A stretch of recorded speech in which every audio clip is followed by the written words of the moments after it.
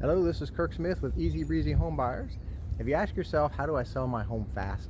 Maybe you've got a home that needs some repair that you just don't want to do. Maybe you need to sell it quickly. Perhaps you've inherited a home and the upkeep and the holding costs are a problem for you and you just would like to sell it quickly. Maybe you've gotten a new job, you need to relocate quickly.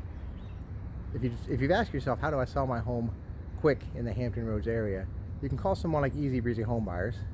We're investors that purchase homes, and many times when we purchase those homes, we'll renovate and resell them. And this is video 4 in a series that shows the renovation from start to finish for a home on Victoria Boulevard in Hampton that we have been completing. And so I want to go ahead and show you the back of the house. As you can recall from the last video, we had painted the yellow siding gray, at least part of it. We hadn't finished the back. That's now been completed. You can see we have new gutters up and all the windows have been replaced. The back door was also replaced, so the whole back of the house just looks really nice now. Just absolutely beautiful. The windows are fantastic. Alexander Home Improvements did a phenomenal job on these windows for us. They're vinyl replacement windows, and of course they were all wrapped, but I love the job they did on the wrap. It's a little hard to see here on the video, but the wrap has a bend right here so that it resembles brick mold. It's not just a flat wrap.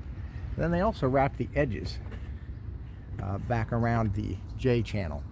And by doing that, they gave the impression that the front edge of the original window wraps over the siding. So they didn't just caulk up against the J channel. Part of the reason for that was the J channel wasn't in great shape, but what I love about it is that it looks very much like original construction windows that you'll see in a lot of the newer homes. So it come out really, really nice. And here's the garage. They also wrapped the garage door as I indicated they would do. Again, did a great job with that. We have not yet replaced the original garage door. That'll be done here very, very soon.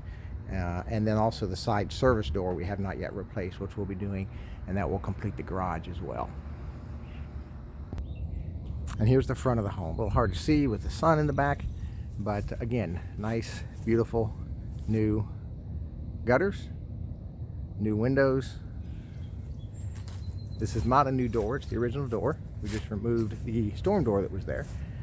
The original door is not a very old door. It's in really good shape. So we'll be painting that white to match the trim.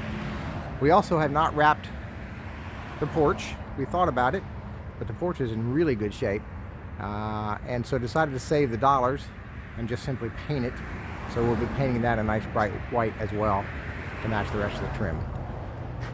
So let's take a look inside. I'll show you what we've done inside. You can see that we've replaced the knob and deadbolt with a dark colored black or dark bronze hardware. We'll be changing out the hinges on this door as well to match that.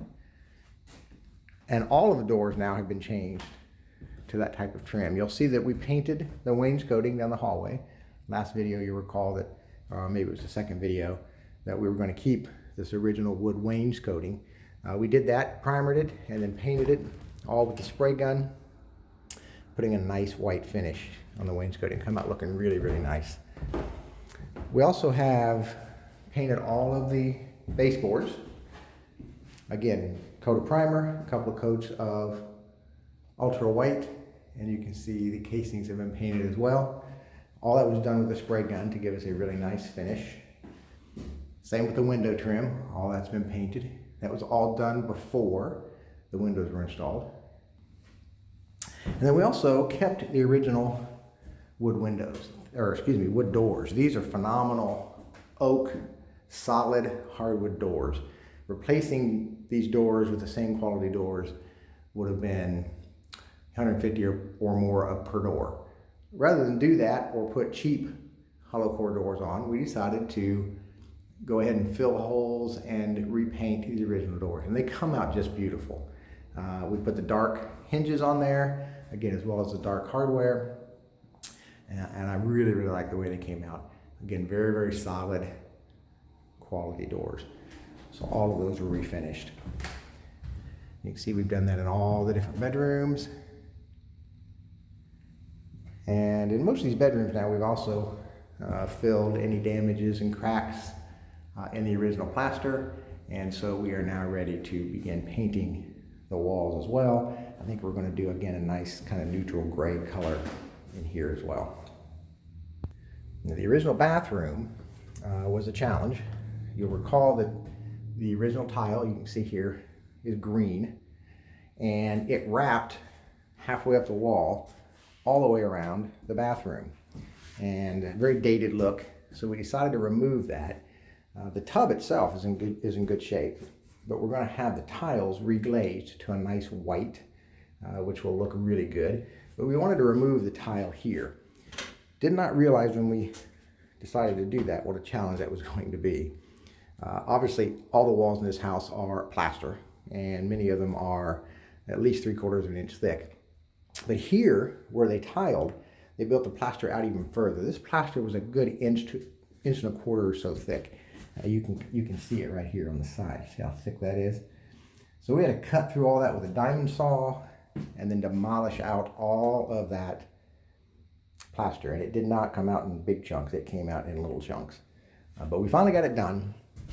And this will be replaced with drywall. We'll probably put some wainscoting in this room and then finish out this bathroom. It should be beautiful when it's done. You can see some of the original cast iron plumbing and standpipe here. But thankfully this job is completed. Now in the newer part of the house, the addition, I think I may have showed this in the last video. We added or framed in for a short wall here. And then of course we opened up the back wall back here. We also put a short wall in back here that's going to contain the kitchen. So when we did the last video, there was some electrical work that needed to be done. You remember there were a lot of wires hanging down here on both sides of this column and coming out of the floor. So those have been removed. All the floor pieces have been filled in. So everything is now one continuous floor throughout the entire house. So it's ready for flooring. Pretty close. We'll put some filler and seam sealer and that kind of stuff in. But we've got the electrical in. So there's a GFI for the kitchen. There's a dedicated circuit for the refrigerator, which already existed. Another GFI protected outlet back there. And this outlet down here is going to run the dishwasher as well as the garbage disposal. So the bottom outlet is a constant outlet for the dishwasher. The top outlet is controlled by that switch for the garbage disposal. We also added on a separate circuit another outlet over here that's also GFI protected, so that you'll have plenty of power all around the countertops here in the kitchen. Put a switch here which now operates the kitchen light. That used to be over on the pole. We left on the pole this switch which operates the main family room light, and of course that's controlled by another three-way switch over there by the back door. And then we moved the other switch that was hanging down right over here to here, which controls the light in this room, which is going to be a coffee bar here on the back wall. There's an outlet there to support the counter and the coffee bar as well. And then there's another switch right here next to the one to control the light for this room that is going to control some can lights that'll be in this bulkhead up here, which will shine down on the coffee bar as well. And then finally we added a switch here, and there'll be a light inside this utility room to kind of light this area up a little bit. And of course the washer and dryer, as we indicated before, has been moved into this room. And so we've got the 110 volt for the washer, 220 for the dryer. A new wire was pulled for that, 4-conductor wire, so it's up to code. And then obviously the plumbing is still to be completed. We'll be doing plumbing today and tomorrow and should have all the plumbing completed in the next couple of days. And then we'll begin to actually cover everything with new drywall. Again, all of these original walls will be covered with 1/4-inch drywall rather than trying to, make these walls look nice. We're going to wrap new 1/4-inch drywall around all of it. That'll also cover up our cuts we made for the electrical. we'll be removing this plumbing back here. That was the original washer and dryer, capping that off. We'll tap off of that to also provide an ice maker line for the refrigerator. But pretty much ready for drywall as soon as the plumbing is complete. This back bathroom, we removed the bathtub and all of the tile that was around that. We'll be putting in, I believe, a 4-foot shower here. And then at the end of that 4-foot shower down here, there'll be a 2-foot wide closet that goes all the way to the top. And then there'll be some open shelving right up here that will be available for towels and linens and that sort of thing. The toilet will remain where it was, and we'll put a new vanity over here. And that'll take care of this bathroom. So I believe that's everything since the last video, just to kind of give you a sense for where things sit.